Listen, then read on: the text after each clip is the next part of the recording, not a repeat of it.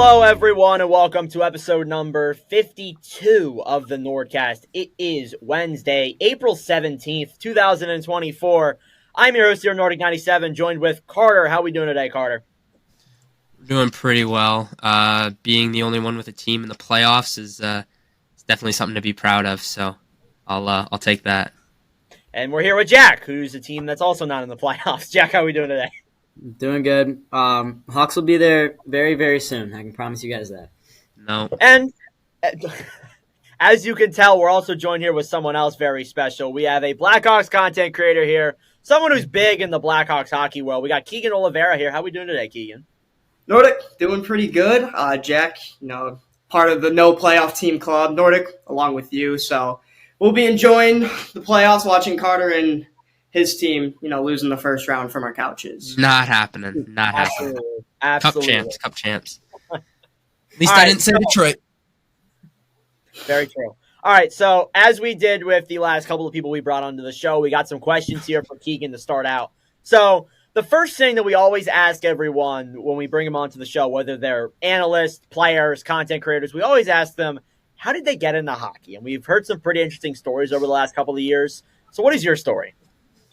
So growing up in Chicago, I grew up at a pretty good time with the Hawks and their dynasty run. So when I was younger, I wanted to get into a sport, but I didn't want to do like what all the other kids were doing, like football, baseball, basketball. I kind of want to be unique in a way and do something different. And so with the Hawks being good, I'd see them on TV all the time making the cup run. So I'm like, I wanted to try hockey. And I was naturally pretty good at it. I was a good skater right from the get-go. So got into hockey, played throughout my youth. And then it wasn't until I got into college when I really started to get into content creation.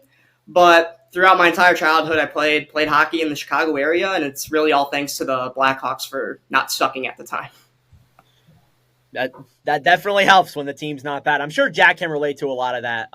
Jack definitely grew up in a time where the Blackhawks were good too. So Jack's a little bit younger than you, but at the same time. Yeah. You kind of answered my second question. What made you want to get into content creation? I know you got into it around college, but what made you want to get into that? Really, I like being active on social media. I like interacting with people and meeting people on social media. So it was around COVID time when we're all trapped in our rooms just on social media doing whatever the hell. And one day I uploaded a video about the Blackhawks. I never did anything really hockey related on social media before, but I'm like, I'll make this funny TikTok with this audio about the Hawks.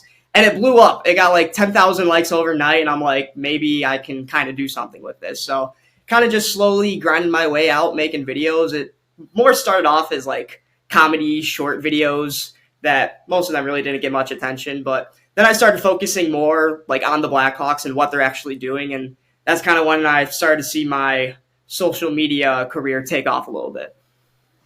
Now, you did a thing, and this is what I want to start off with before I get into some of the stuff where you did collabs with Tommy Hawk and modeled for the Blackhawks.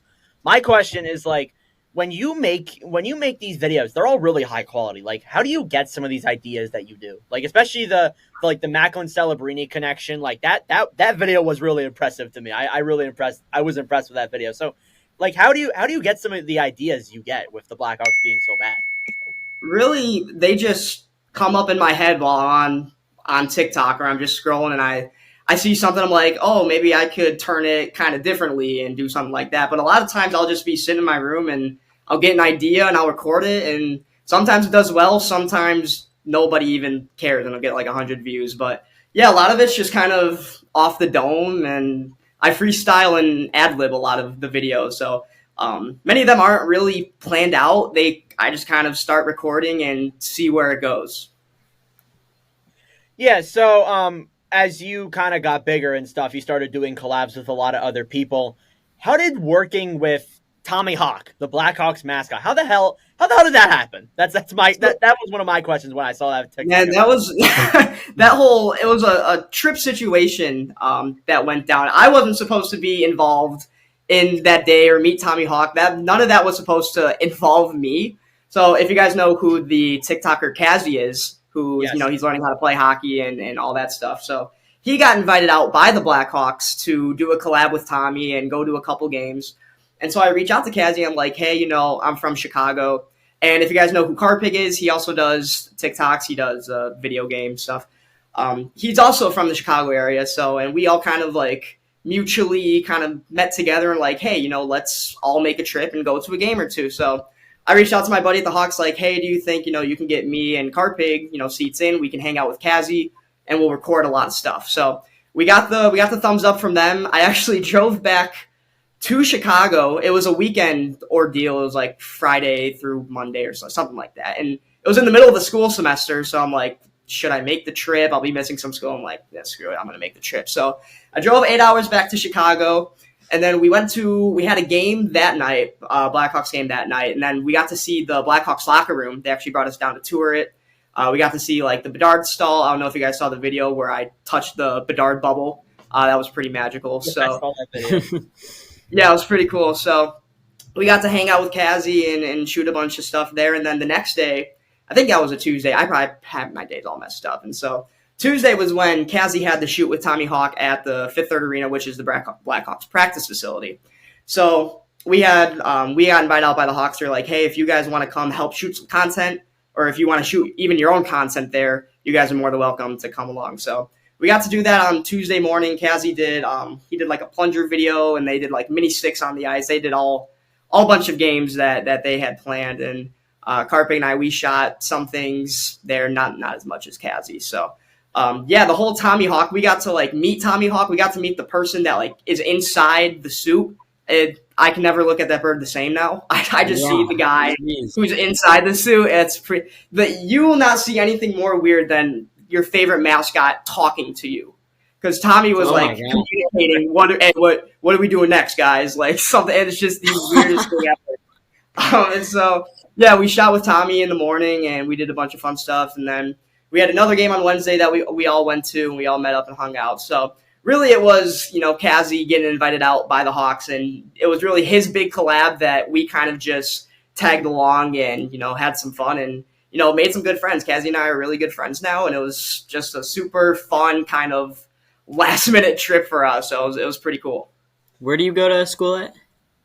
So I go to school at the University of Nebraska-Lincoln. So I'm a Cornhusker. I'm a junior right now. And I am majoring in sports media and communications with the interest of being a play-by-play broadcaster. Keegan, I'm a Hawkeye fan. You're a Hawkeye? Hey, guys, how do we kick Jack? You've been trying, I'm not man. a Hawkeye. I'm a Hawkeye fan. It doesn't work. It doesn't work. So essentially, when Bedsy's at the end of his career and the Blackhawks draft another new player as the draft lottery's rigged for the 50th straight year, I'm kidding. Will you be the commentator by then? I hope so. If that spot's available, I'd love to be able to get a crack at it. I know Chris Vossers right now. He's the new broadcaster for the Hawks, and some people kind of have mixed feelings about him. But I actually got to interview him for one of my classes, and he's such a great dude. We talked it was over an hour, and a lot of it was hockey, and a lot of it was just non-hockey related. We're just kind of talking about, what'd you do for college? What do you think about this, that? We were even talking about, like, what do you think about deep dish pizza? Like, that kind of stuff. So that's pretty I know cool. people kind of have different, like, viewpoints about his commentary skills. I personally like his commentary skills. But, he's such a good dude. And being able to have that connection, I hope, maybe that can take me somewhere within the hockey world. But, if Chris is retired by that point and they got that job opening on Zillow, or Indeed, Zillow is the housing one. Then I'd definitely put my application in. I got one more question, then I'm going to give it to the other guys. Modeling for the Blackhawks, how did that come to be? I saw you were doing like clothing stuff for them. I thought that was pretty sick. How did that come to be? Well, as you can see, I'm not much model material, so it was kind of a surprise to me as well. But that also was like a last minute pop up. Once again, my buddy who I know for the Hawks, he sent me a text one day. I just got out of the class and I just got back to my apartment, and he's like, "Hey, when you can you give me a call? It's important." So I'm like, "Oh, all right." So I gave him a call, and he's like, "Hey, we're going to be launching this new clothing line. It's the 4 Stars collection," which they did a 4 Stars collection, I think, like a couple years ago, but they're releasing their like second line, and they're like, "Hey, we want to have you model for it," which caught me the hell off guard, but I, super grateful for the opportunity. So I'm like, yeah, I'll do it. And that was in the middle of the week in November. So it was approaching finals time pretty quickly. So I made the trip I drove back on Tuesday. We did the shoot downtown in Chicago on Wednesday.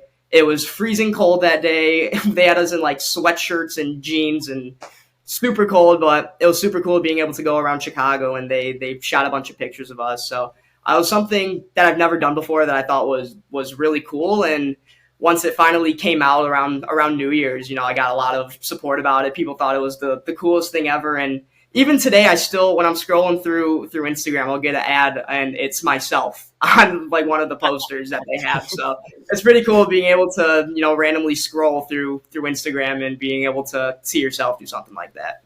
So those annoying ads that we see on our Instagram, that's you? That's me. Yeah. That's all. Yeah. It's all my fault. No, I'm kidding. That's pretty much all I got in regards to like the content creation stuff. Carter, do you have any questions for him? Yeah, I kind of got a couple for you. So Keegan, my first question for you: who's like been your favorite person that you've gotten to meet, whether it's through content or just in general, kind of just for yourself? Anybody in life, like anybody. No, it's anybody. Oh man, if it's like anybody. Oh man, I don't know. I haven't met I don't know many celebrities, but through like TikTok and content creation.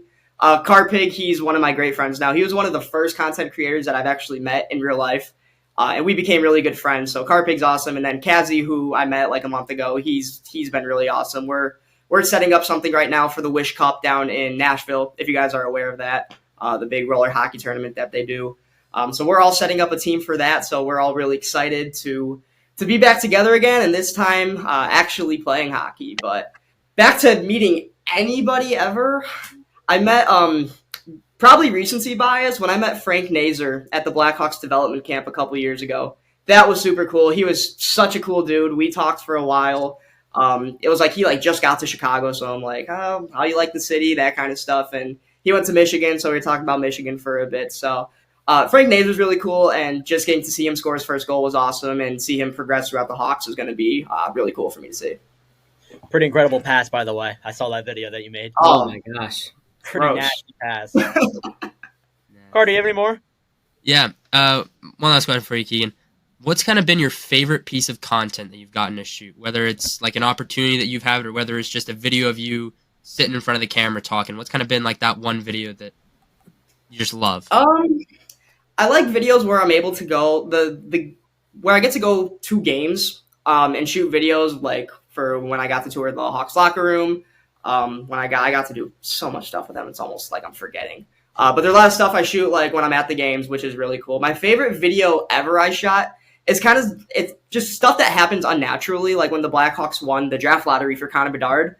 The reaction my roommate and I had was just so natural and pure. It's like you couldn't fake it. You couldn't make it up. So videos that kind of just happen naturally and just turn out to be so good and pure, I think would be my favorite. But I'm hoping soon to be able to kind of turn towards like actual hockey, like playing GoPro kind of stuff.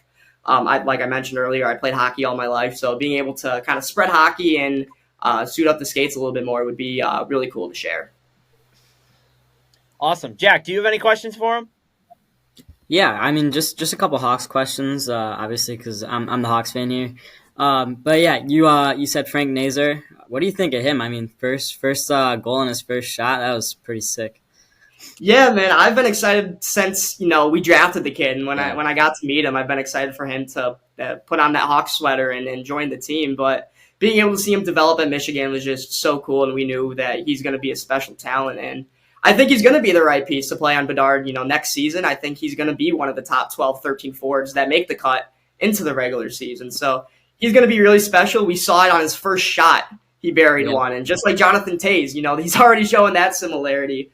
So I think, Nazer's going to be really special, especially playing with guys like Bedard and, who knows who else we draft next year and years forward. We're going to put together a pretty good team here pretty soon. Yeah, speaking of that. Oh, sorry, Nordic, go ahead. What are you saying? I said, sorry, along with Macklin Celebrini. Oh, yeah.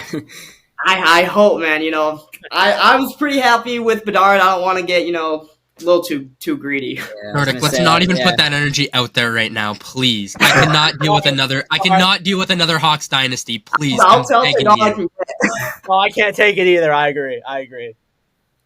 Even though I was like literally I was like 5 years old the last time they won the cup. Never mind. I was like 7, but Continue on, Jack. Continue on. Enough about how old I am. Yeah. Anyways, do you like Kyle Davidson?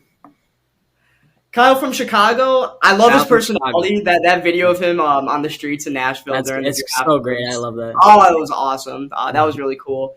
As a GM, I don't mind him as of right now. He hasn't really done anything spectacular that I can judge off as of yet. So it'll take me a couple more years, I think, to really get a fair judgment of him.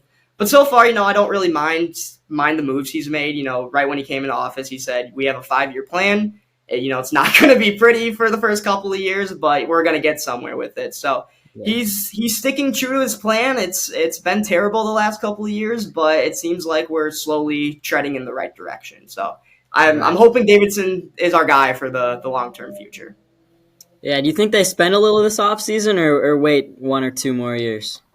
I think it'll be a couple more years before they really start reaching into their pockets.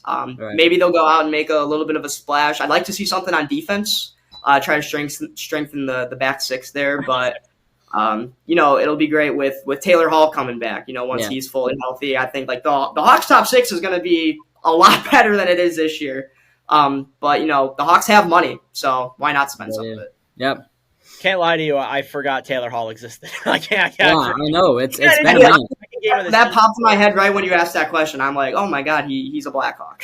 Yeah. It's easy to forget. So, transitioning out of the content creations questions, Jack kind of helped us start doing that. Thankfully, he didn't ask any of the questions that I have. So, with these Blackhawks questions, Keegan can start out, and then Jack, if you have anything to say, you can back it up since you are a Blackhawks fan too. We won't exclude you from this, even though you are a fan of that bad college. That's all I'm going to say. So, Keegan, overall this year, I understand that this year's been pretty painful, but what are your overall thoughts on the Blackhawks this season? Really, this is kind of everything I expected out of the Hawks this season. We knew it wasn't going to be pretty. Obviously, the mission was complete with getting Bedard. We weren't expecting to make a playoff run, even compete for a playoff spot. We knew it was going to be a bad year. We've been talking about Celebrini since the minute Bedard got drafted. So we're going to be bad for another year or two. I think it'll be probably about 2 or 3 years before we start seeing those playoff pushes. But, kind of they checked everything I expected off my list for the season. It's kind of what I thought you were going to say. Jack, anything to add? I mean, when you look at it, like, we beat the Maple Leafs twice this year, and what comes to mind for me was that opening night at Pittsburgh. I was like, wait, is this team going to do something? But then, I was delusional that night. Don't let them fool you. Don't let them fool you. I know. Yeah. Anywho, that's what I figured you were going to say. Just kind of piggybacking off of you guys. I expected this year too. It's weird because there were some people who were saying that Bedard's going to get the Blackhawks to the playoffs, like he's some kind of Wayne Gretzky, and even Gretzky couldn't do it alone. So he's still only 18. Yeah, that I thought was wild. But regardless, my next question is: recently, or towards the end of the season, the Blackhawks have kind of gone on like a little bit of a hot streak and did really good in March. Did that frustrate you? Because I remember when I messaged you, they beat the Flyers that night. And I said to you, I'm like, good win. And then you're like, no, not a good win at all. So did that frustrate you, them going like, I think it was 500 in March, something like that? Mm-hmm.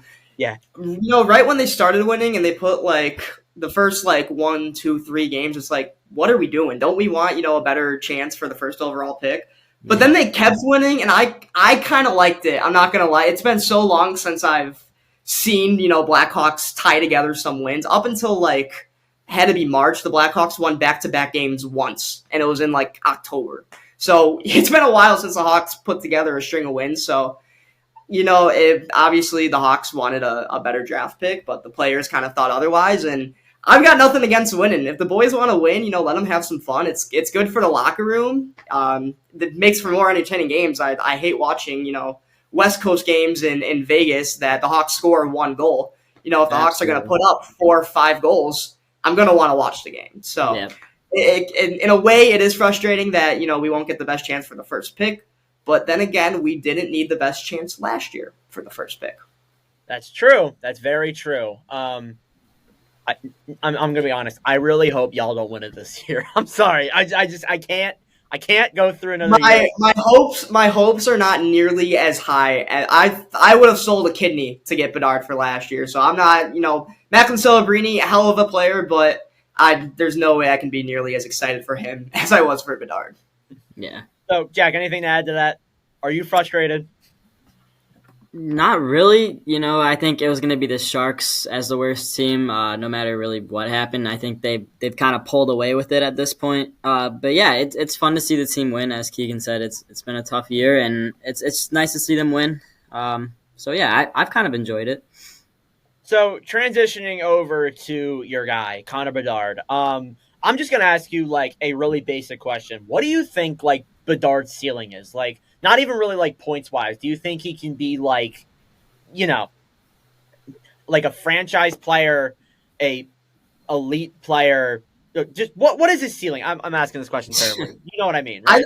I think Bedard's already proven he can be a franchise player. He's almost at a point per game pace as an 18-year-old on one of the worst hockey teams in the NHL. Yeah, his plus minus sucks.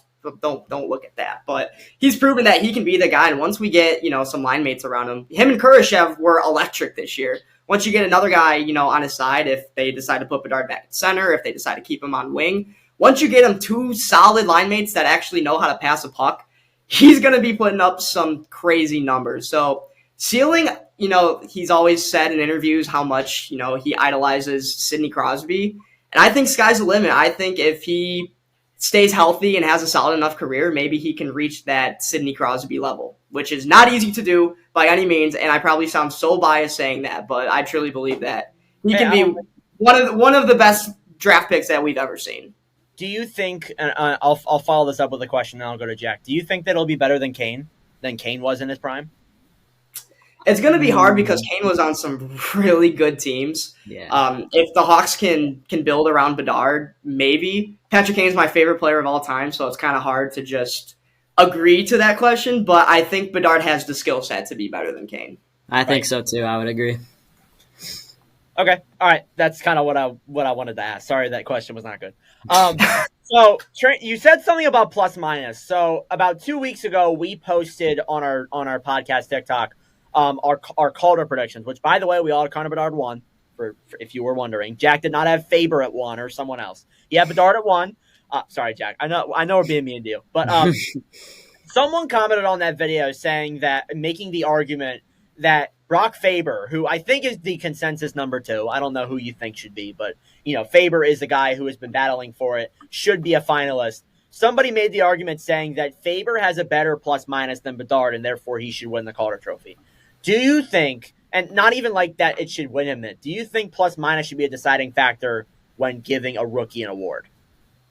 I think yeah, it's a stat that it's there for you to judge a player on performance. But I think a lot of it, you need context. You need to see the kind of situation they're in. Bedard was in one of the worst situations possible for a rookie. And he still put up almost a point per game. And, the reason why his plus minus is so bad is because they need him on the ice to score goals because no one else on the Hawks can score goals. So they're putting him out there for a lot of the game against the top lines in the NHL.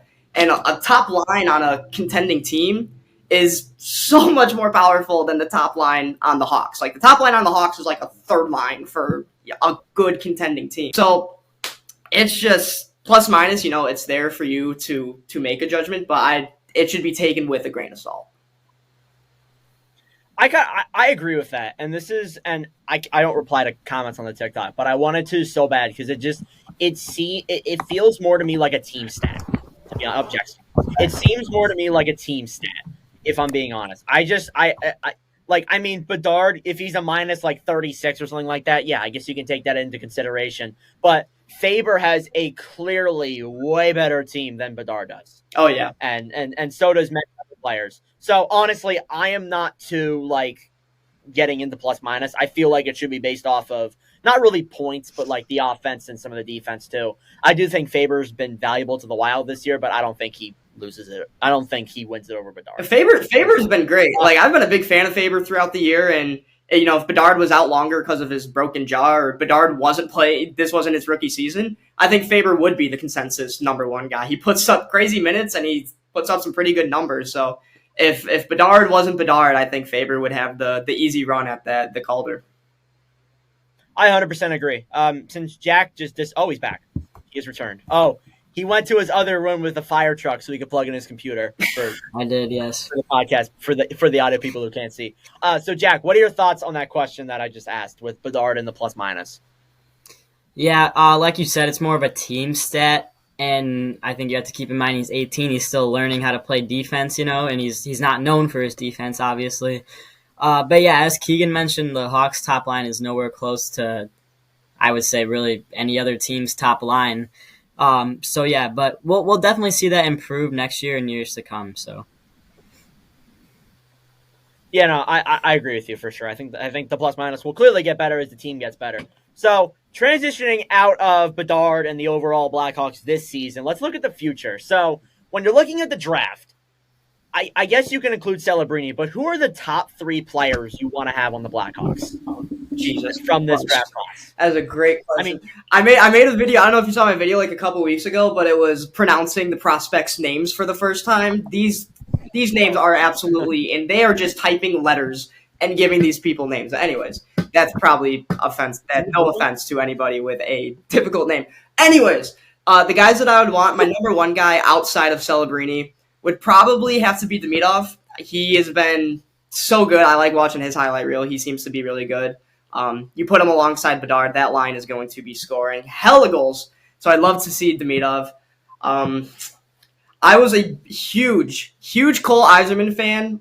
I don't know how the hell he fell off from the second pick and down to lower in the top 10 is what a lot of mocks that I've been seeing have been saying. But I like Cole Yzerman. He's a pure goal scorer. Obviously, there's some questions on the defensive side of his game, but if the Hawks are looking for a pure goal scorer, that could be a good one. And then Artem Levshinov, I believe that's how you say it, the defenseman from Michigan State. I've been a huge fan of him. Put him on the right side with Korchinski, and that defense would be locked down. So those are probably 3 guys that I'd like the Hawks to try to get. Jack, what about you? I feel like we've asked you this question before. We even did our mock draft like last episode. But Jack, who are 3 guys you want to see on the Blackhawks besides Celebrini? Well, yeah, obviously I would say Celebrini, but we're probably not going to get the number 1 overall pick. But yeah, I think Demidov definitely my number 1 overall. And then I like Lindstrom a lot. I definitely do think we need more defense, young defense to be specific. Korchinski's looked great this year.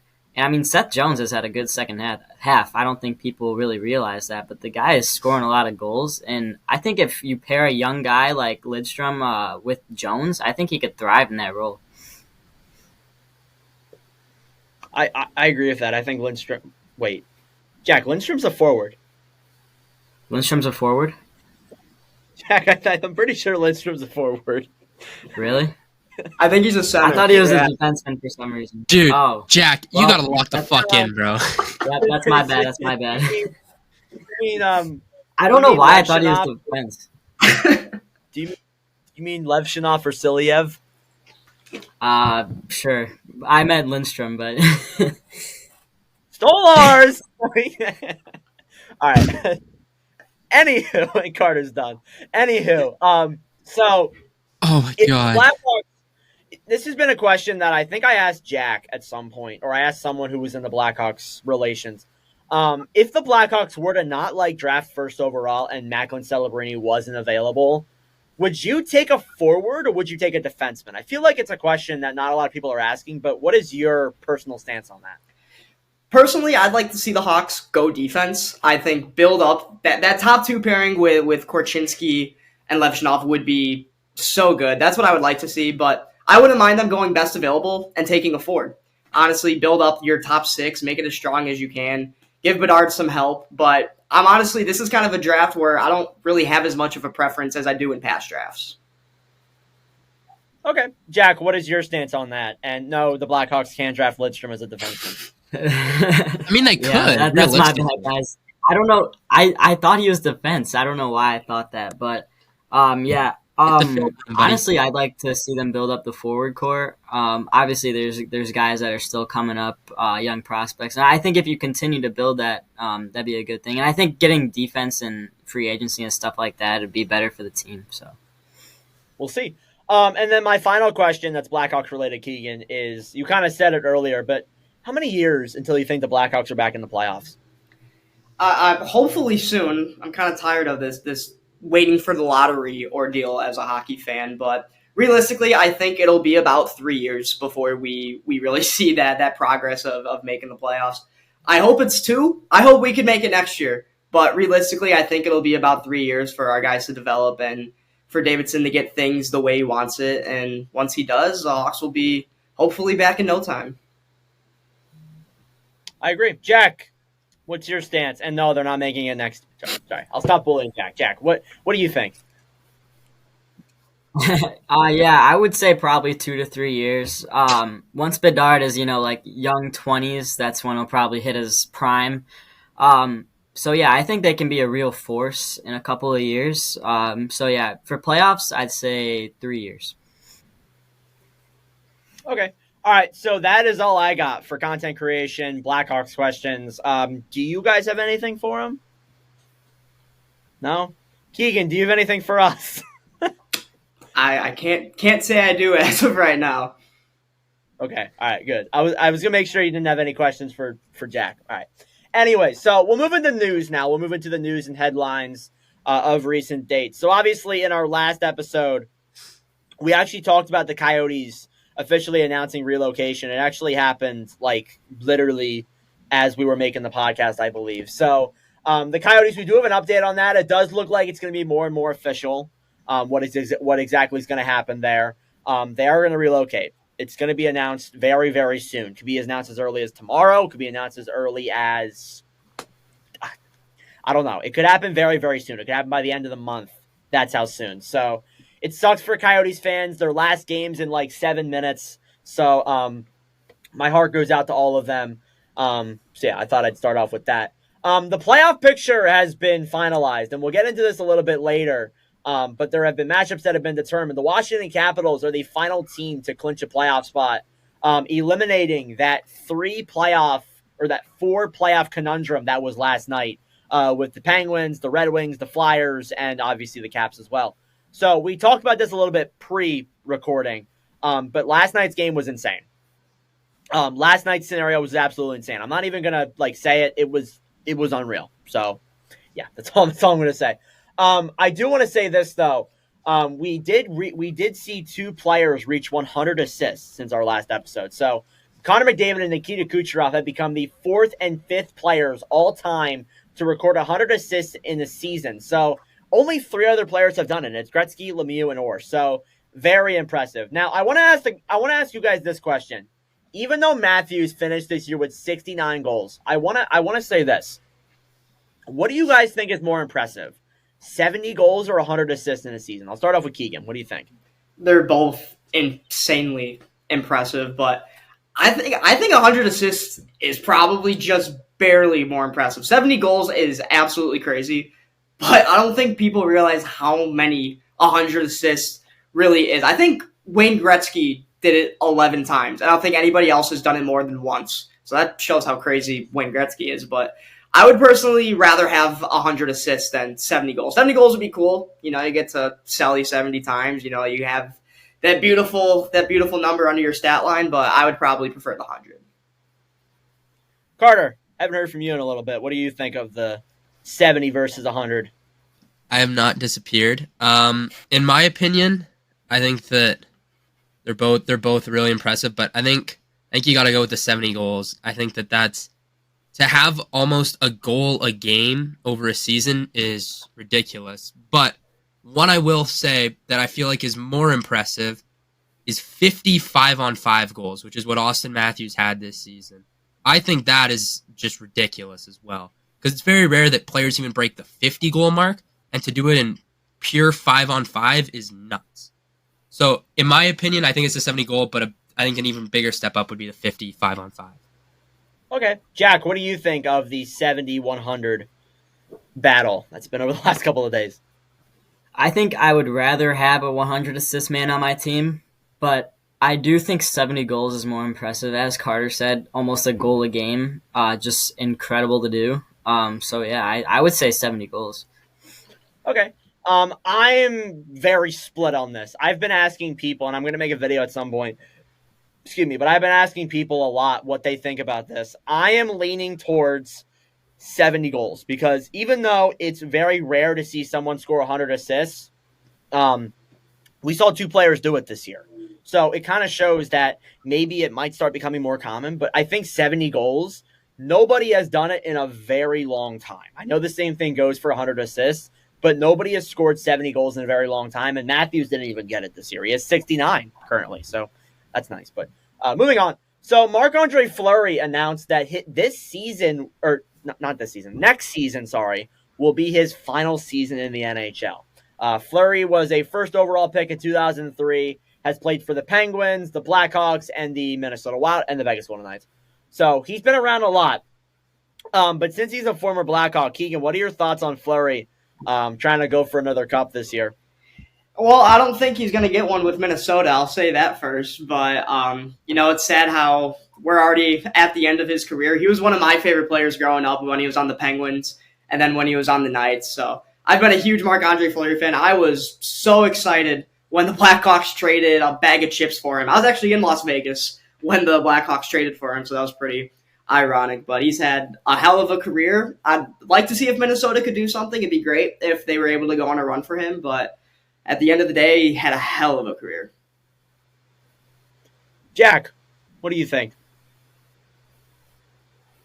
Yeah, Jack? I don't think he'll go anywhere with Minnesota. But yeah, he was fun when he was on the Hawks. Obviously, it was a terrible defense core, but he was a very fun player, and he had a couple shutouts, I think, and he played good for that half year. But yeah, we were able to. I think we got a second rounder that could have been a first for him in return. So nice little trade piece that we got there. So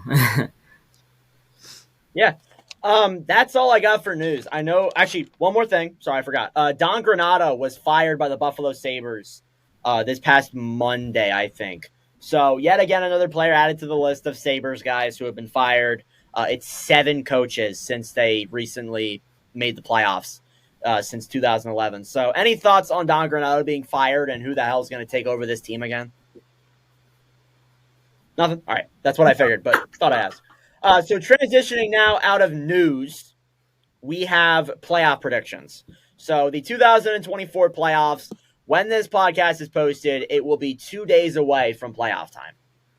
So we are going to give our first round predictions. We're not going to go through the whole bracket because I feel like if we go through the whole bracket, we all have different brackets and it's really uncontrollable to keep track of everyone's bracket. So we're going to go series by series here. I know there's only been I think 4 or 5 that have been determined out of the 8. I know all the Eastern Conference ones have been, but the Western Conference ones are still up in the air. But we're going to go as is right now. Hopefully we're right, but regardless.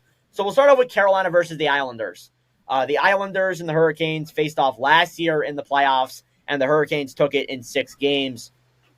Head-to-head, the Islanders actually went 2-1-1 against Carolina. When you look at points percentage, Carolina's second in the NHL. The Islanders are 15th. When you look at power play, the Canes are second. The Islanders are 19th. And when you look at penalty kill, the Hurricanes are first, and the Islanders are 32nd. So some stats there for you. I'm going to go to Keegan.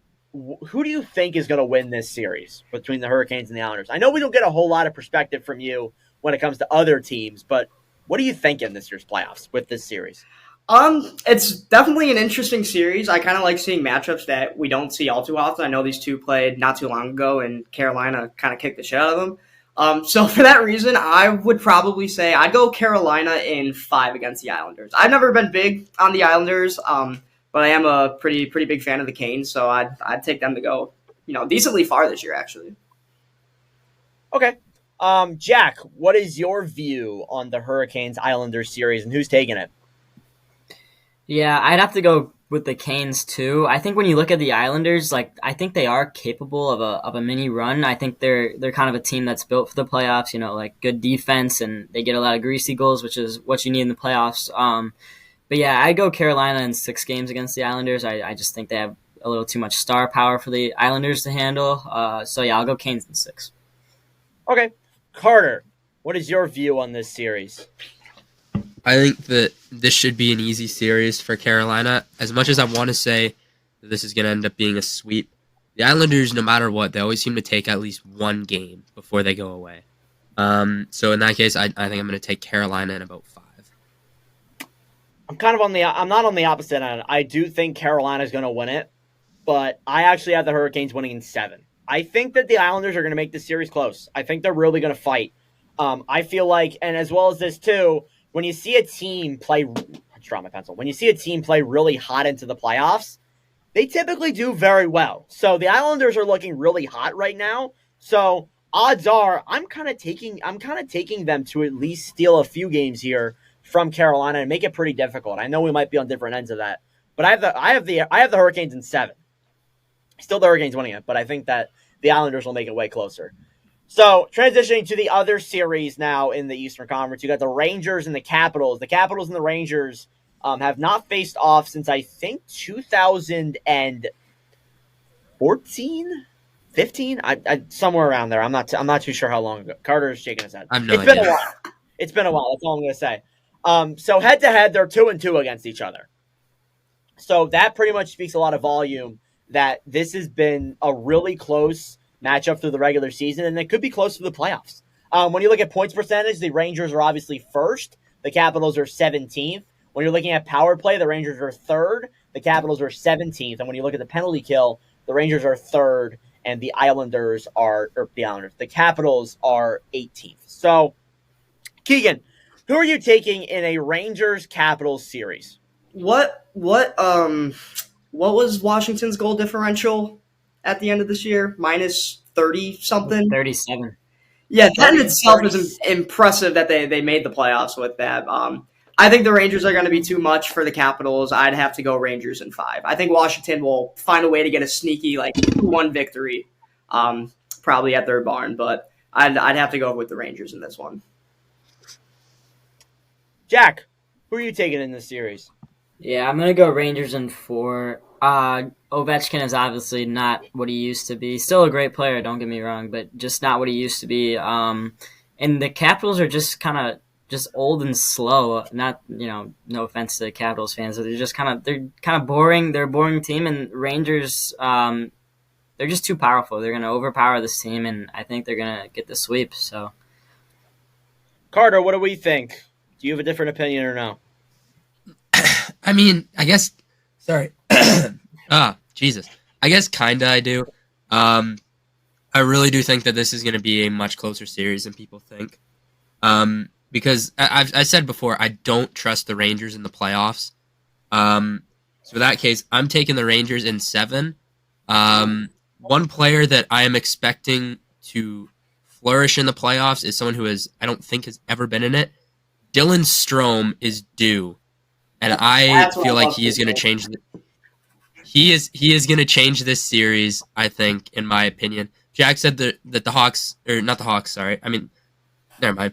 Jack said that the Capitals are slow and boring. I think Dylan Strome's going to change that from playoff time. So I'm going to take the Rangers in 7, though.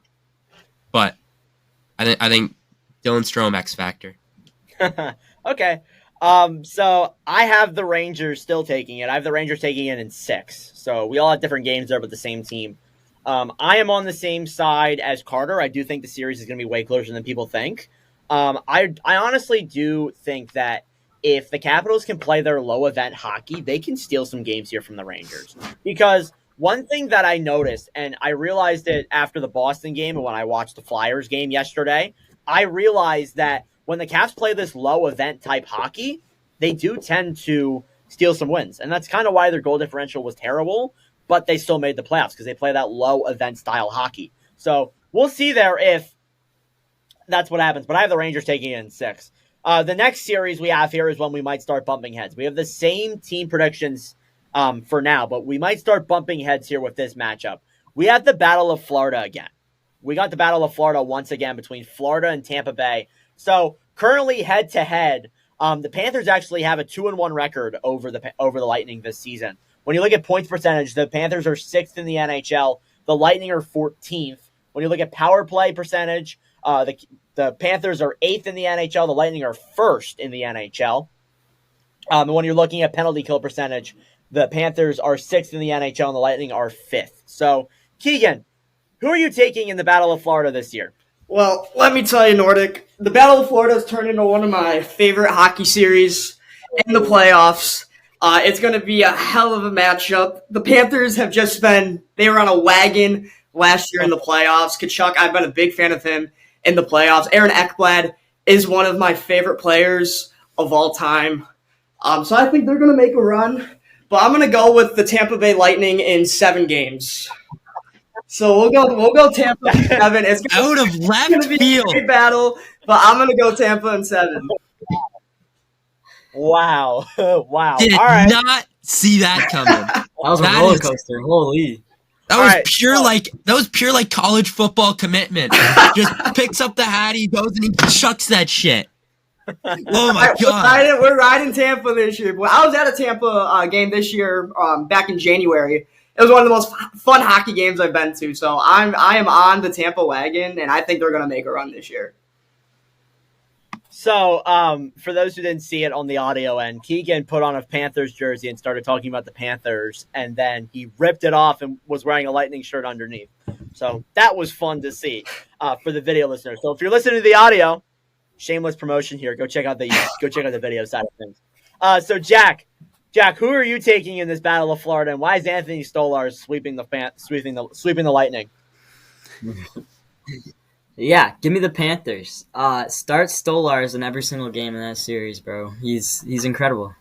But yeah, anyways, give me the Panthers. I'll say in 6 games. Obviously coming off a finals run, and I think when you look at all 4 lines, they can beat you in any way. Just an elite offense, and you got Stolarz in goal. So How about it? Carter, who are you taking in this Panthers Lightning series? I mean, I can't do anything as cool as what Keegan did, so I guess I kind of just gotta say mine. This is probably gonna be the most entertaining series to watch. As much as everyone's probably gonna take Florida here because they're the higher seed, Tampa's coming off of a playoffs with rest. They didn't make it as far as they did the last 3 years. This is probably one of the most experienced cores when it comes to the Stanley Cup playoffs. So I'm taking Tampa in 6 here. Okay. Oh, yeah, Carter. Okay. I like that. I am so split on this series. I think it could go either way. I don't want to. I counted Florida out all year last year, and they made the Cup final. Even when I said time and time again that they weren't going to do anything, they were going to miss the playoffs, they were going to get swept in the first round, they were going to this and that. I didn't think I said that, but yeah, I don't know. But then Tampa, as Carter said, they're coming off of rest. They have rested a lot, and they still have a pretty good team. That being said, I really don't know. I haven't even made my predictions yet. I'm really split. I'm gonna go Tampa in 7. I'm going Tampa in 7. I honestly I feel We like that pick. when you're coming into the clutch, I think Kucherov is going to be the one that clutches up this year for Tampa. And if Vasilevsky stays the same way he is, hey, we could see a pretty good matchup. And the final matchup of the Eastern Conference is one that we haven't seen in a while, but it's a classic. It's Boston versus Toronto. So for those who do not know, the Bruins and the Maple Leafs played like 2 straight first round series in 2018 and 2019. They both resulted in Boston victories. We're a few years down the road from that. We'll see if Boston can pull it off. So their head-to-head matchups, you got Boston that's 4-0 this year over Toronto. So they haven't lost to Toronto in a long time.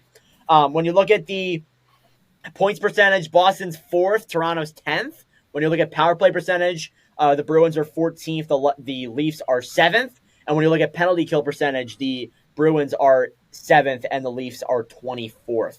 So Keegan, I don't know if you have any more theatrics, but who are you taking in the Bruins Leafs? Yeah, no more tricks up my sleeve, but I think this is going to be a great matchup. It's going to be tough for Boston going up against a near 70 goal scorer, but I was a big fan of the first round exit memes for Toronto for the longest time, so I'm going to hope we get those memes back this year. I'm going to go with Boston in 6. Okay. Jack, what is your view on this series? By the way, I'm writing these down. That's why I'm going off the frame. I think as of right now, I'm gonna say Boston's my Stanley Cup pick, and Not I'm gonna Detroit. Wow.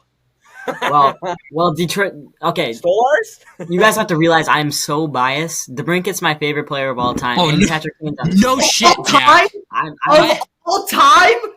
Oh, you know how many DeBrincat is my played favorite in the hockey NHL, Alec, of all time? Do you know we had That's right. Patrick Kane and Jonathan Toews for over a decade? I Corey did know Crawford, Duncan Keith. Like, what the I fuck? had a connection. I had a connection to him. Wait a minute. I thought you. Wait, did you say favorite player or best player of all time? Favorite player. Oh, with the way Keegan was reacting, I was like, No. I said best player. Everybody's entitled to their own opinion. Well, Jack probably thinks that he is too. Unless their opinion is Alex DeBrincat being their favorite player. Wow. That is crazy. Keegan, do you not like to drink it? Nah, he's a good dude, I'm sure. Okay. All right. I Continuing love on. it. Jack, what is your prediction for this series? Yeah, I'm gonna say Boston wins it in 7. Maple Leafs, obviously, Matthews, 69 goals this year. Nice. But yeah, yeah, I'm gonna take Boston in 7. Last year, just heartbreaking. After the President's Trophy curse and all that, but just losing to Florida in that fashion was just so bad, and they're out for revenge this year. I think they're gonna take down Maple Leafs in 7. So. Okay. Carter, what is your prediction on this series?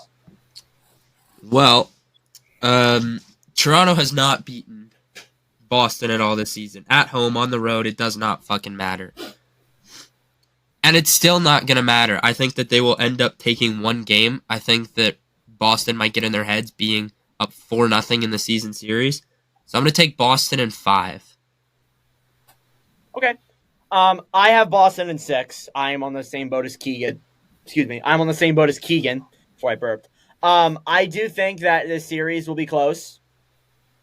I think that it's gonna come down to a lot of overtime. I do think it's gonna be more difficult for Boston, even though the last 2 games the last 2 series have been 7-game series. But I think Boston takes it in 6. It's kind of where I stand. Moving into the Western Conference. So the Western Conference is weird because not every matchup's decided. We're gonna go as is for now. When we do this, or when I post these, or when the series get finalized and the matchups change, I'll just ask for the guys' predictions on the series if they change. But regardless, the one series that is confirmed is Jets versus Avalanche. So getting a little rundown here. The Jets are 3-0 this year against the Avalanche. Points percentage wise, the Jets are 7th, the Avs are 9th. Power play percentage, the Jets are 22nd, the Avalanche are 6th. When you look at penalty kill, the Jets are 21st and the Avalanche are 12th. So Keegan, who are you taking in this series between the Jets and the Jets and the Avalanche? I think it was pretty funny how we found out that this was a confirmed matchup after Winnipeg beat down Colorado 7-0.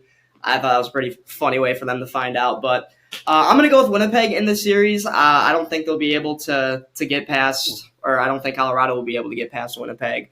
I'm hoping it'll be a good series. I'm hoping it goes the distance to 7, but I'm going to say that Winnipeg wins it in 6. I think it really could be a good matchup. It's one of the ones that I'm really looking forward to. Jack, what is your prediction in this series? Yeah, I think this series has Game 7 written all over it. I think this is going to be probably the best series to watch. But yeah, I'm going to go Avalanche. Just the playoff experience on that roster just speaks volumes, and I think that'll be the main reason that they go past the first round. Okay, Jack. Jack, what'd you say again? I blanked. I said Avs in 7. Okay, all right. Carter, what is your prediction? I feel like I know what you're going to say. How about you stand up for us so we can see what you're wearing? I mean, take me out to dinner first, but okay. Well, I mean, we can get this Flyers jersey out of the way, but come on, I'm in the white. I don't have to say anything else. All right, there's nothing else to say here. Clearly, I'm taking the Avs in 4. No, I'm kidding. Nordic. This isn't legally binding, right? No, it's not. Oh, thank God. Don't worry. No, I think that this is going to be a Jets in 7. I don't think we're going to lose a game at home. The whiteout, as much as Last year it was it was a good whiteout, but Vegas was just too much. They were just nasty. But when that building gets loud, it gets loud, and it is one of the hardest buildings to play in, especially come playoff time. So give me the Jets in 7 here. This is definitely going to end up being the best matchup in the first round. And if the Jets are still alive and I am back from my cruise and there is a game 7 in Winnipeg, you bet your ass I'm going to be sitting in a seat. Oh, all right. I'll take that. All right. So my prediction is I also have Jets in 7. I am with Carter on this one. I do think that the Jets are going to take the Abs over in this series. I'm very intrigued to see how this is going to go, though. Not going to lie to y'all. So the other series, as I said, are not fully determined. As I said. So we're going to do as is for now, and if they change, we will just do them later. So Stars versus Kings. I don't have any stats for them because I was pulling them off a puck report. So Stars versus Kings. Keegan, who are you taking in this series? I really don't see. I see this being one of our quicker series in the first round. I think Dallas they have too much power. I think LA is not going to be able to keep up with them. So I'm going to say Dallas in 5. Okay. Jack, what is your prediction? I'm going to say LA in 6. Ooh, okay. And the one thing is too is I've actually been listening to older episodes of the podcast, and you have been really high on the Kings in the past. That makes a lot of sense. Carter, what is your take in this series? Wow, I am very on the opposite of Jack. I have this being my only sweep. I got Dallas in 4. Okay. This Dallas team is just absolutely unreal. Everything from forwards to defense to goaltending, they got it all. And I think where LA lacks in almost every single category, Dallas is just going to absolutely blow by them. And I don't think that there's anything that the LA Kings can do. They have a little bit more experience with some of their guys, but there's no touching playoff Otter. He has been high on playoff Otter before, I will say that. I have Stars in 6. I think that the Kings will pull off some wins, but I think I have the Stars in 6. It's going to be interesting to see what goes down here, because if the Kings if the Stars end up playing Vegas, we might have a way different viewpoint on that, but we won't get into that. We're going as is. So we'll move on with Vancouver and Nashville. This could be a closer series than people think. Keegan, who are you taking in this series? To me, this is just a gross matchup. Just two teams who I couldn't even tell you how many times they've played in the playoffs, but it's just super unique from what I've seen. But I would say Vancouver in 6. Nashville, they were on a heater a little bit earlier this season. That was really cool to see. But I think Vancouver, they're going to turn it up a notch in the playoffs. And yeah, I'll take them in 6. Jack, what is your prediction on this series? Yeah, I'm gonna go Vancouver in 5. I know Nashville is just they're a wagon right now toward the end of the season. How many games did they win in a row? Like 16, 17? It wasn't winning in a row. They just didn't have a regulation up. loss. I think in like 18 games or something. Right. Yeah. That was pretty crazy. But I don't know. I don't like this Nashville team as much as I like Vancouver. So I'm gonna go Vancouver in 5. Okay, Carter, what is your prediction on this series? So, looking at it, Vancouver has played Nashville 3 times, all of which came before they got really hot after the All-Star break. So I feel like Vancouver might go into this with a little too much confidence. Give me Nashville in 7 here. Ooh. I am going to take this upset and run with it. I got high on Nashville, and they kept proving me right. I don't know what it is, but I don't trust this Vancouver team in the playoffs. Give me Nashville in 7. We are completely split on this. I also have the Predators in 7. I think this could be a close series. People are forgetting that since I'd say the All-Star break, and I think Carter kind of touched base on it, the Canucks have not been the Canucks that we've seen earlier in the season. So I understand that, things will be different heading into obviously, the playoffs, but I still think that the Predators can still very well beat the Canucks. So that's all I'm going to say. Moving into the final series here of our predictions, we got Oilers and Golden Knights is the current stance there. And things might change if the Kings win their last game and the Knights lose or something like that, but it's looking like Oilers versus Knights for a first-round matchup. So, Keegan, who are you taking in this series? This is a matchup I'm really excited for. Vegas can be a dangerous team in the playoffs. Obviously, we know with their whole dead cap situation, IR cap situation, whatever it is, they're dangerous when they get in the playoffs. So this is one that I think it'll be a back and forth, blow for blow series. But I'm going to take Vegas in 7 here against Edmonton. McDavid out in the first round. Jack, what is your prediction on this series? Yeah, I'm going to go Edmonton in 6. This Vegas team is just not close to what they were last year. So, yeah, I'll go Edmonton in 6. Carter, what is your prediction on this series? They're going to fucking do it. We all know it's Vegas, and they're just going to do it. Give me Vegas in 7. I don't want this to be true, but give me Vegas in 7. There's no team that I hate more than the Vegas Golden Knights, and they're going to do it. Oh, my. I don't even want to talk about it. It's funny because you said in a video when you made your post deadline ones, you said they're gonna effing do it. I swear, and you said it again. Yeah. This is gonna be a close one. I am with Keegan and Carter here. This is gonna be a close one. I got Oilers in 7. I think McDavid and them pull it off. I think they have been hot since falling off at the start of the season, and I think they pull it off in 7. So I got Edmonton in 7. So coming full circle, I understand that we didn't do like second round predictions or did any of our brackets or anything like that. But what is your guys' overall cup prediction for the 2024 playoffs? I'll start off with Keegan. Who do you think's winning it all? I don't know if I should take off the sweatshirt again, but I'm going to go with the Tampa Bay Lightning. I think that they're going to make a run. I've been a huge fan of Kucherov this year. I think that team, once they're in the playoffs, they can make some magic happen. So give me Tampa bringing back the cup. Who do you think's going to be who do you think's going to be the Western Conference finalist with them? I don't want this to happen. And Carter, I know you expressed your hatred for Vegas, and I don't want to see Vegas in the finals either, but do not let them get hot. If Vegas gets hot, they can be such a dangerous team. I think it'll be between Tampa and Vegas. I think that'd be a hell of a matchup to see. I agree. I 100% agree. Jack, what is your cup final prediction and your winner? Yeah, I'm going to go Boston, and I'd say as of right now, Vancouver. And I'm going to go Boston over Vancouver, which would be a great matchup. 2011? Yeah, I think the rematch. What? 2011? Yeah. Yep, the riots and all that crap. But yeah, I'll go Boston in 6 or 7 games. I'll say that. All right, Carter.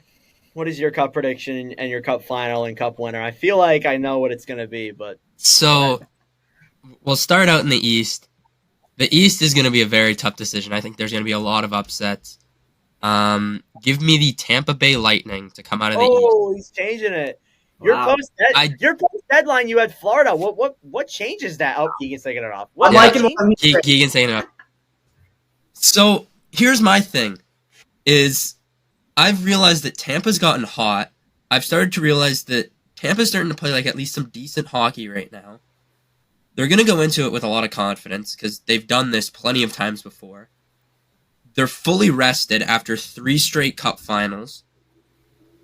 I just don't see a team topping them. And I think that the Battle of Florida is one that Tampa Bay will win no matter what. So I think that once they get out of that round, it's just going to be a smooth sailing, unless they end up taking on a team like the Rangers or Carolina. I think that's going to be their only other tough series.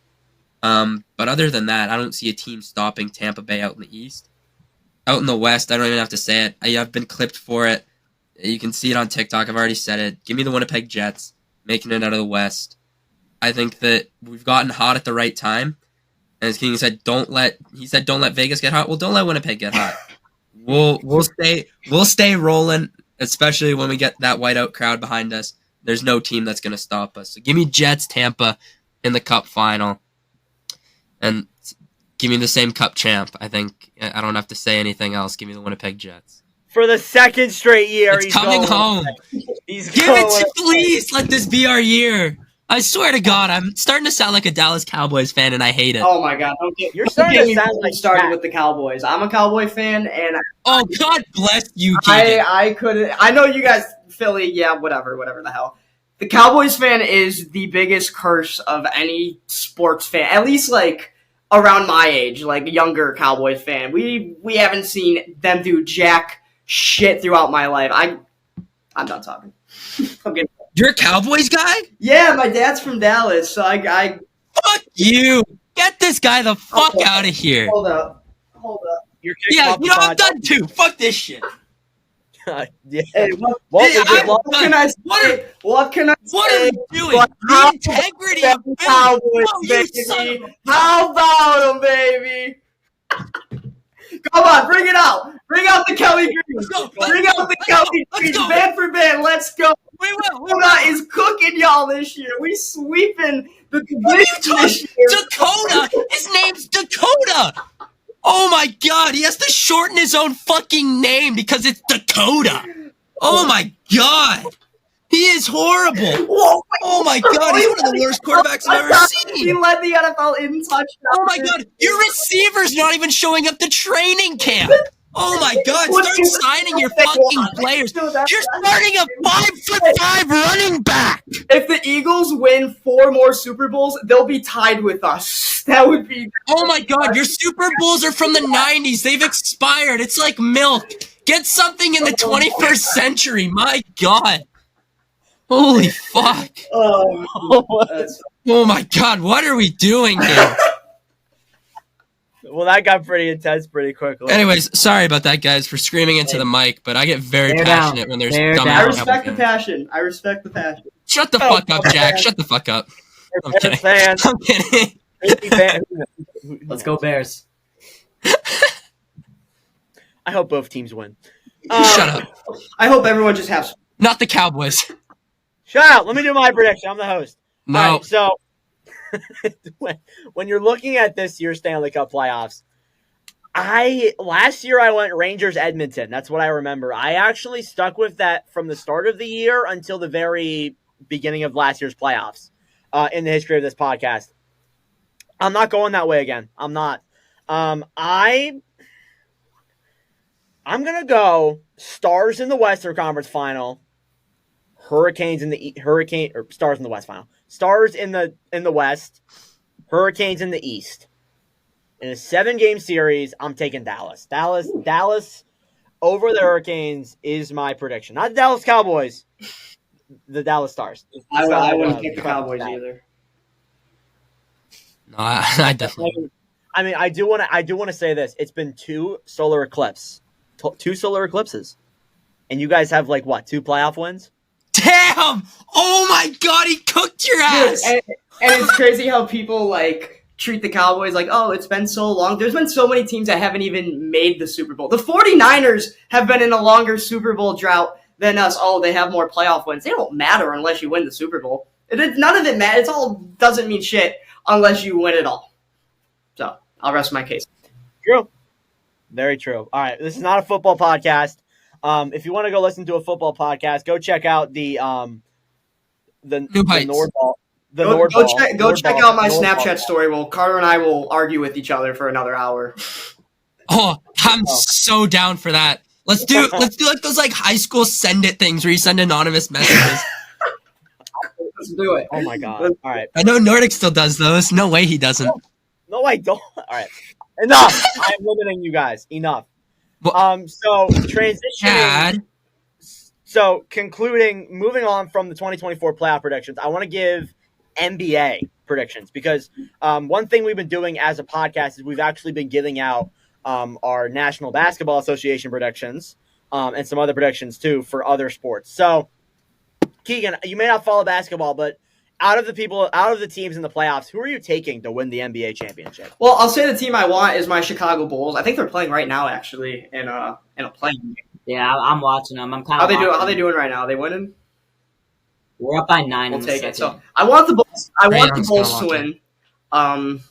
But a team that I think I'd love to see the Thunder. Oh, if the Thunder would make a run, that would be awesome.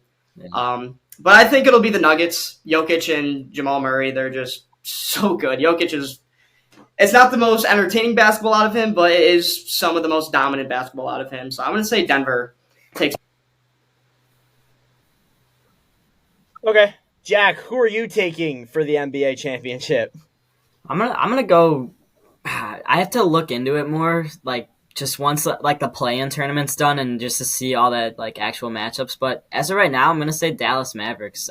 Luka should Are you absolutely saying win MVP Dallas this is like year. going to complete And, like a three-peat in Dallas? Like, are we getting the Cowboys and Oh Dallas? my god! Don't even get fucking started. That is the Sure, worst. sure. That is the worst take I've ever heard. You guys won't even brush 10 wins. Oh, good. So Dallas Mavericks. Okay. Yeah. Carter, what is your NBA chip predictions? It's always Luka D though. Give me the Mavs, baby. Come on, we're getting hot at the right time. Luka is a different breed. Okay, he is the best. Honestly, he's probably the best passer in Dallas. I'll be honest. Like any sport included, I'd definitely say that. But no, honestly, I got the Mavs taking it all. Getting hot at the right Eagles time. didn't get hot at the right time. They lost like 6 or 7 straight on their season. Still made the Listen. playoffs and got as many wins as you guys. That's all I'm gonna say. Listen, enough. Listen, Shut up. Did OKC make the playoffs? Yeah. I think they're the 1 seed. They're the 1 or 2 seed. Yeah. I'm taking OKC. Hell yeah. That team's good. That team's so young and they still have so many draft picks. I love Shea. Shea should. Gosh, Diddy! I don't know It'd be anything cool else. to see him make another one. Oh! Yeah. Hey, we'll see. I'm not a basketball guy. All right. Moving out of predictions, I wrote down a lot, so stay tuned for that for the graphics on the Instagram. It's time for games. We are doing Jack's Guess a Player. I didn't tell Jack that we are, but we are. We are 1-2 currently. We have more reinforcements, though. Not just me and Carter, but we got Keegan here, too, to help us out. So, Keegan, I probably should have explained this to you prior, but one thing that we've been doing for the last couple of weeks is we have been giving Jack some time to think of a player in the NHL. And me and Carter have been trying to guess who exactly the player is he's thinking of. So we'll ask questions like, oh, is your player in the Western Conference? Is your player on the Florida Panthers? Is your player a forward or something like that? That's kind of what we've been doing. So you got 3 questions. We each got 3 questions. So we got 9 collectively here. So we can really narrow Do this they have down to be? here. Do they have to be yes or no Exactly questions, or can they be like any kind of question? They do. They Like- do not. Like yes, no. Like you can't just ask Right, like right. what team is he on. Like he's got it. Like yes, no, over, under, or like Okay. I don't know, continent is he from? Like something that's not like too specific kind of thing. Yeah, that's kind of what we've been aiming for. So yeah, we're in week number 4. We are 1-2. So we're coming off of a pretty brutal loss. We came really close. But Jack, have you thought of your player? I have. Here, let me move back to my normal spot really quick. Oh, okay. He's got to lock in for the Bulls game. All right, we're back. Okay. So I'll give it to Carter. To ask the first question. Then we'll go to Keegan. Then we'll go back to me. So Carter, what's your first question here? I know you always talk about starting off hot. Are you going to go for that again? I mean, I think I'm gonna start off like the Dallas Cowboys. Start a little cold. Sorry, I'm so sorry, Oh, Keegan. no, I'll I stop love with it. the Dallas I love Cowboys it. references. Keep it coming. All right. Let me say, is your player in the Western Yes. Conference? Oh fuck, that's not how I want to start. So he's in the West. All right. Keegan. Carter, or not Carter, Jack, can this player Jack. legally buy a drink at a bar in the United States? He sure can. Okay. So he's old. He's older than 21. Nice. Okay. All right. Jack, is your player in the Pacific Yes. Division? Okay. All right. So he's in the Pacific. Take out the Blackhawks question. Siri just turned on. Carter, what's your second one? Well, I mean, taking a look at all the teams in the Pacific, I feel like, Jack, is your player currently on a team that's in a playoff spot? Okay, so we're down to 4 teams there. Los Angeles, Vegas, and Edmonton, and Vancouver. Keegan. Jack, did this player play college hockey? Ooh, that's a very good question. Let me check. Look into his eyes. Maybe we get a reflection. I got his search history pulled up. Oh, it's Elias Pettersson. No. Okay. Not great. I'll keep trying to narrow down the team here. Jack, is your player on a Canadian team? Okay, so we're down to Edmonton and Vancouver is where our player could be. Carter, Okay, so he clearly can't drink in the United. Well, maybe he can drink in the United States. That's definitely something there. But he's on a Canadian team, so he can't drink in the States. College. Didn't play college. You want to try and get the team here, and then we'll go. So it's not Brock Besser. Does your player play for Edmonton, Jack? No. Okay, Vancouver. We're looking at Vancouver. He was really high on Vancouver. Keegan, what's your final question? Jack. Oh man, I had one and it slipped my mind. Jack, is this player born in North America? Yes. Jack, is this player a forward? Okay. All right, so we each get a final guess. So let's study the analytics here, see who's played in college or not. So Carter, I'll give it to you to start off. No, I never start. I'm not starting. Actually, Piss off. You're right. So we have like a 3 and so chance. Ooh, Jack. Is your player Sam Lafferty? Oh, it's such a good guess. Oh man, I was probably. That is a good guess. I love that, man. Former Blackhawk. All right. Carter, do you want Keegan to go first, or do you want... Keegan's got it. I always end nice. So, okay. Keegan, think of a player on Vancouver who was born in North America, is a forward, and has not played college hockey, and is above 21. Did JT Miller play college? He seems like a guy that would play college.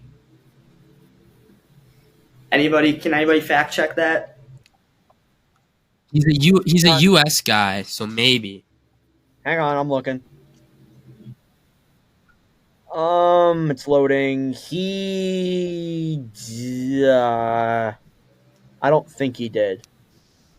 No, he did not. Unless if is the U.S. national U18 team? No, like, I'm talking like NCAA, like a legit school. Okay, all right. And then no. So I'll go with JT Miller. I'll stick with that. I think it'd be kind of dumb not to guess that at this point. It is not. All right, Carter. No way we don't. I got my player, and I don't know if it's gonna be right. Do I go with? No way we fumble this with a 1 and. Okay, well, I know it's not Brock Besser because he played UND. Can't be Niels Armand. Don't think it's gonna be Teddy. No, can't be Teddy Bluger. Philip DiGiuseppe is not a player that Jack would even know. Hoglander's Swedish. Dakota Joshua, I don't think he even knows. It's not Sam Lafferty. Elias Lindholm, no Swedish. Mikheyev's Russian. JT Miller can't be. Pettersson. Could it be Pod? No. Okay, it can't be. Okay. Jack, is your player Connor Garland? Yes! Hey! Let's go! Dang. Let's go. I'm 2 for 2 on I'm 2 and 1 on final guess. I'm actually like that. Unreal. Let's go. Attaboy, Carter. All right. So, transitioning out of Jack's Guess a Player, we do have one more game here. It's for Keegan. So, Keegan, you have to rank these 5 Blackhawks players based on how you feel they would rank in the team's overall history. So, not based on, like, favoritism, not based on anything like that. So, you have to base them off of, like, your overall, like, how you think they place in history. So, we'll start off with a simple one. Corey Crawford. Is this a blind rank?